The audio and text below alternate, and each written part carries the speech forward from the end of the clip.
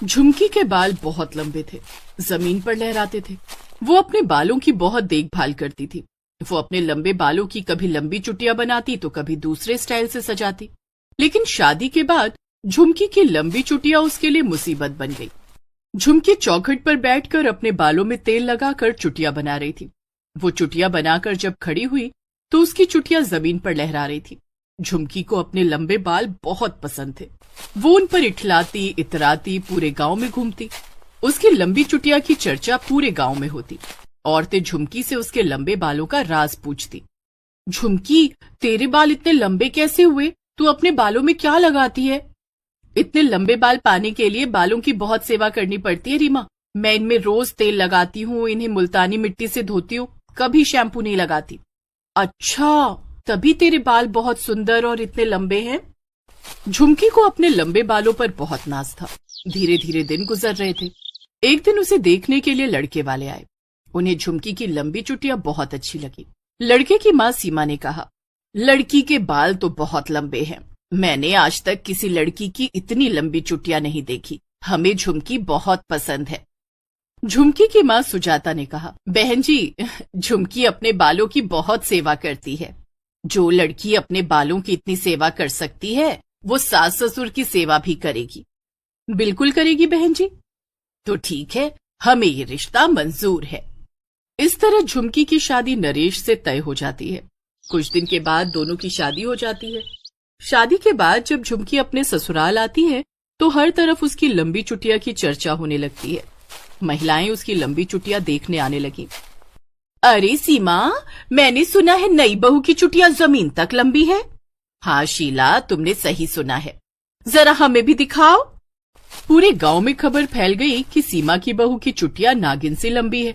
सीमा, तेरे पूरे खानदान में तो क्या, पूरे गांव में इतनी लंबी चुटिया किसी की ना है। तूने अपने बालों की कितनी सेवा की, लेकिन तेरे बाल इतने लंबे ना हुए। नजर ना लगी बहू को। शीला, पहले लड्डू खाओ ना, मैंने बनाए हैं। बहू तो यहीं रहेगी। इसकी चुटिया देखने के बहुत मौके मिलेंगे। झुमकी की लंबी चुटिया की तारीफें सुनकर उसकी सास सीमा जलने लगती है। जब से झुमकी आई है सब उसकी लंबी चुटिया की तारीफ कर रहे हैं। अब इसकी लंबी चुटिया किसी को देखने नहीं दूंगी। सभी मेहमानों के जाने के बाद सीमा ने झुमकी से कहा, बहू, अपनी लंबी चुटिया का जूड़ा बना ले और इन्हें घूंघट से ढक कर रख, और खबरदार जो कभी अपने बालों को खोला। लेकिन क्यों माँ जी? बहू, तू बहुत भोली है। मैं नहीं चाहती कि तेरे लंबे बालों को किसी की नजर लगे। झुमकी को सास सीमा की बात अच्छी नहीं लगी, लेकिन वो उसकी बात टाल नहीं सकती थी। उसे ना चाहते हुए भी अपने लंबे बालों का जूड़ा बनाना पड़ता था। वो अब अपने बालों की सेवा भी नहीं कर पाती। जब भी वो अपने बालों में तेल लगाती, अपने बालों में तू 2-2 घंटे तेल लगाती है, कभी मेरे घुटनों में भी तेल लगा दिया कर, बहुत दर्द रहता है। हमने तो यही सोचकर तुझे अपनी बहू बनाया था कि बालों की इतनी सेवा करने वाली लड़की अपने सास ससुर की भी इतनी ही सेवा करेगी। लेकिन तुझे तो हमारी फिक्र ही नहीं है, सिर्फ अपने बालों को संवारने में लगी रहती है। नहीं माँ जी, ऐसी बात नहीं है। मैं अभी आपके घुटनों में तेल लगा देती हूँ। झुमकी अपने बालों को छोड़कर सास के घुटनों में तेल लगाने लगती है। उसके बाद वो घर के दूसरे काम में लग जाती है। इतने में वो अपने बालों का जूड़ा बनाना भूल जाती है और उसके बाल जमीन पर लहरा रहे होते हैं। झुमकी रसोई में खाना बना रही थी कि सास सीमा ने देखा कि आस पड़ोस के लोग अपने अपने घरों से झांककर झुमकी के बाल देख रहे थे। ये देखकर सीमा से रहा न गया। वो झुमकी के पास आई और उसे डांटते हुए बोली, बहू, तुझे कितनी बार कहा है कि अपने लंबे बालों का जूड़ा बनाकर उन्हें घूंघट से ढक कर रखा कर, लेकिन तुझे समझ नहीं आता। गलती हो गई माँ जी, मैं भूल गई थी। अभी अपने बालों का जूड़ा बनाती हूँ। ऐसा कहकर झुमकी ने फौरन अपने बालों का जूड़ा बनाया और उन्हें घूंघट से ढक लिया। वो कभी अपने बालों को धोती तो सीमा उसे छत पर बाल सुखाने भी नहीं देती। बहू, तू छत पर क्या कर रही है? माँ जी, आज मैंने बाल धोए हैं, इन्हें सुखा रही हूँ। जल्दी से घर के अंदर आ जा। झुमकी छत से उतरकर घर के अंदर आती है। क्या बात है माँ जी? बहू, तू बाल सुखाने छत पर नहीं जाएगी। आज से तू अपने बाल कमरे में ही सुखाएगी। लेकिन माँ जी, इतने लंबे बाल कमरे में कैसे सूखेंगे? मुझे कुछ नहीं पता। इन्हें जल्दी से सुखाकर जूड़ा बना ले। झुमकी के बाल पूरी तरह नहीं सूखे थे। वो गीले बालों का ही जूड़ा बना लेती है। झुमकी मन ही मन सोचती है, शादी से पहले कितनी आजादी थी। मैं अपने बालों को लहराती हुई छत पर सुखाती थी, इनके स्टाइल बनाती थी कितने सुंदर लगते थे मेरे बाल, और अब तो इनका जूड़ा बनाने के अलावा कुछ कर ही नहीं सकती। इतने लंबे बालों का जूड़ा बनाने से मेरा सिर भी भारी हो जाता है। जब इन्हें जूड़े और घूंघट में रहना है तो इतने लंबे बालों का क्या फायदा। मैं इन्हें काट कर छोटा कर दूंगी, तभी माँ जी को चैन मिलेगा। कुछ ही दिनों में मैं अपने लंबे बाल काट दूंगी। ऐसा सोचकर वो उदास हो जाती है। दिन बीत रहे थे। वो रोज अपने लंबे बालों के साथ एक सेल्फी लेती, ये सोचकर कि एक दिन इन्हें कट ही जाना है। तभी मौसम ने करवट ली और बारिश का महीना शुरू हो गया। सावन की पहली बरसात हो रही थी। उस दिन घर में कोई नहीं था। झुमकी अपनी लंबी चुटिया खोलकर बारिश में नहा रही थी। बारिश में नहाने के बाद वो अपने कमरे में जाकर रोने लगती है और कैंची लेकर अपने बाल काटने जा रही थी कि तभी अचानक बहुत जोर जोर से बिजली कड़कने लगती है और बादल गरजने लगते हैं। डर के मारे झुमकी के हाथ से कैंची छूटकर गिर जाती है। वो खिड़की से बाहर देखती है तो बादल बिल्कुल काले हो गए थे और बारिश बहुत तेज हो गई थी। तभी उसकी सास, ससुर और पति नरेश भी घर आ जाते हैं। झुमकी के गीले बालों को देखकर सास सीमा ने कहा, तेरे बाल कैसे गीले हो गए? माँ जी, मैं छत पर कपड़े उठाने गई थी, तभी बहुत तेज बारिश होने लगी जिससे मेरे बाल गीले हो गए। इन्हें सुखाने के लिए खोला है।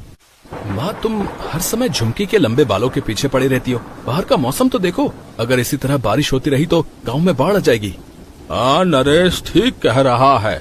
गांव में बाढ़ का खतरा मंडरा रहा है भाई। आप लोग चिंता मत कीजिए, अगर बाढ़ आ गई तो हम उससे बचने का कोई न कोई उपाय जरूर ढूंढ लेंगे। तू तो सबसे पहले अपने बालों को बचाएगी। नहीं माँ जी, मैं बहुत जल्द अपने बालों को काटकर छोटा कर दूंगी। सब लोग बातें कर रहे थे, इतने में बारिश और तेज हो गई। बारिश तो रुकने का नाम नहीं ले रही है। बहू, तू अपने बालों को जो है बचा कर रखना। अच्छा, कहीं इनमें बरसाती कीड़े ना घुस जाएं। ठीक है बाबूजी। उस रात बारिश पड़ गई। यहाँ तक कि दूसरे दिन भी बारिश लगातार होती रही। 3 दिन बीत जाने के बाद भी बारिश नहीं रुकी और गांव में बाढ़ आ गई। लोगों के घरों के अंदर पानी घुस गया। झुमकी का घर भी बाढ़ के पानी में डूबने लगा। तभी सीमा आवाज लगाती है, बेटा बेटा मुझे बचाओ, मैं डूब रही हूँ। मैं क्या करूँ माँ, मैं तो खुद डूब रहा हूँ। अरे मुझे कोई बचाओ, वरना मैं डूब कर मर जाऊंगा। सब लोग पानी में डूब रहे थे। क्या मेरे परिवार को बचाने वाला कोई नहीं है? क्या कोई हमारी मदद नहीं करेगा? आप लोग चिंता मत कीजिए, आप लोगों को कुछ नहीं होगा। मेरी लंबी चुटिया सबकी मदद करेगी। आप लोग मेरी चुटिया कसकर पकड़ लीजिए। सीमा, सुरेश और नरेश तीनों झुमकी की लंबी चुटिया को कसकर पकड़ लेते हैं। झुमकी को तैरना भी आता था। वो पानी में तैरकर सबको सुरक्षित जगह पर ले जाती है। वो अपनी लंबी चुटिया की मदद से गांव के दूसरे लोगों को भी डूबने से बचाती है और सबको सुरक्षित जगह पर ले जाती है। 2 दिन के बाद जब बाढ़ का पानी उतर जाता है, तब गांव के लोग झुमकी की लंबी चुटिया की बहुत तारीफ करते हैं। सीमा, तेरी नई बहू की लंबी चुटिया ने हम सबकी जान बचा ली। हाँ, झुमकी बहू की लंबी चुटिया बड़े काम की है, इसे संभाल कर रखना। लेकिन सबके जाने के बाद झुमकी कैंची लेकर अपनी लंबी चुटिया काटने ही जा रही थी कि सीमा ने आकर उसका हाथ पकड़ लिया। नहीं बहू, तू अपनी लंबी चुटिया नहीं काटेगी। लेकिन माँ जी, मैं इस लंबी चुटिया को रखकर भी क्या करूंगी? मैं ना तो इसे खोल सकती हूँ और ना इनकी सेवा कर सकती हूँ। गीले बालों में ही जूड़ा बनाना पड़ता है और घूंघट में छिपा कर रखना पड़ता है। बहू, आज